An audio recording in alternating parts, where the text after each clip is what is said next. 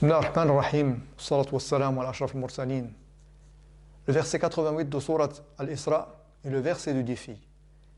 En effet, Allah a défié l'humanité et les djinns de proposer un livre semblable au Coran. Bismillah ar-Rahman ar-Rahim.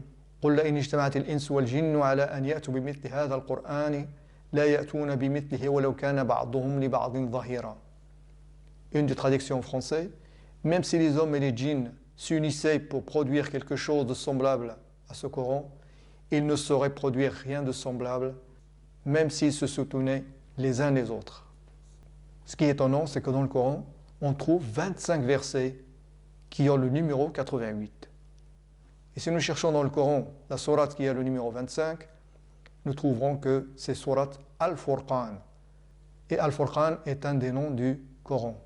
Et comme mentionné dans le verset 88 de sourate Al-Isra, Allah nous montre notre incapacité à proposer quelque chose de semblable au Coran. Dans le Coran, il y a une sourate qui a le numéro 88. C'est sourate Al-Ghashiyah. Le nombre de ces versets est 26 versets. Et après cette sourate, jusqu'à la fin du Coran, on compte 26 sourates. Donc 88 plus 26 est égal à 114.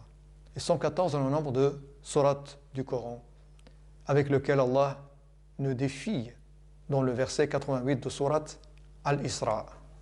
Le nombre de mots de sourate Al-Ghashiyah est de 92 mots. Et 92 est égal à 4 fois 23. Et 23 est le nombre d'années de la révélation du Coran. De même, le nombre de lettres de sourate Al-Ghashiyah est de 378 lettres. Et 378 est égal à 6 fois 63. 63 est l'âge du prophète Muhammad sallallahu alayhi wa sallam, sur qui le Coran était descendu. Ya subhanallah.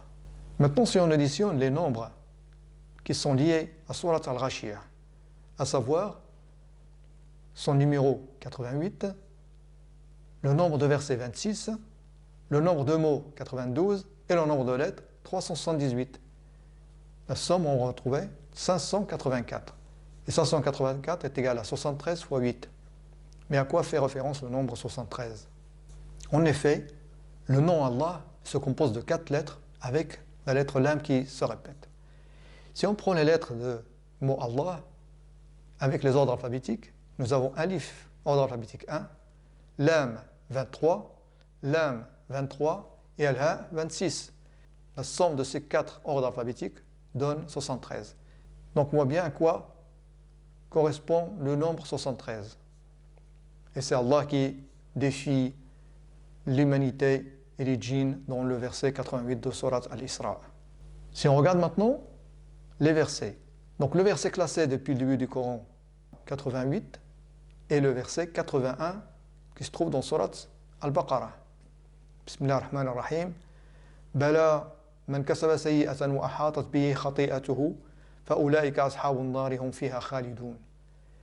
Si on prend les nombres associés à ce verset, à savoir le numéro de sourate où il se trouve, qui est le numéro 2, sourate Al-Baqarah, le numéro du verset 81, le nombre de mots est 13 mots, et le nombre de lettres, 50 lettres. Si on fait la somme de ces 4 nombres, on obtient 146. Et 146 est égal à 2 fois 73. On retombe encore une deuxième fois sur le nombre 73, qui fait référence à Allah subhanahu wa ta'ala, qui a défié l'humanité et les djinns. Maintenant, si on prend le premier verset dans le Coran, qui est le numéro 88, c'est un verset qui se trouve dans Surat Al-Baqarah. Bismillah ar-Rahman ar-Rahim. وَقَالُوا قُلُوبُنَا غُلْفٌ بَلْ لَعَنَهُمُ اللَّهُ بِكُفْرِهِمْ فَقَلِيلًا مَا يُؤْمِنُونَ. Si on prend les nombres qui sont associés à ce verset, nous avons le numéro de Surat Al-Baqarah 2, le numéro du verset 88, le nombre de mots 10 et le nombre de lettres 46. Si on fait la somme de ces 4 nombres, on obtient 146. Encore une deuxième fois, le nombre 146. Et 146 est égal à 2 fois 73. Et subhanallah.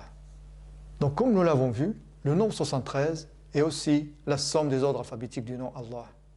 Et Allah est celui qui a soutenu son messager Muhammad sallallahu alayhi wa sallam avec le Coran. Et c'est lui qui défie l'humanité et les djinns dans le verset 88 de Surat Al-Isra pour réaliser l'équivalent du Coran et certainement on ne pourra jamais. Subhanallah. Wassalamu alaikum wa rahmatullahi wa barakatuh.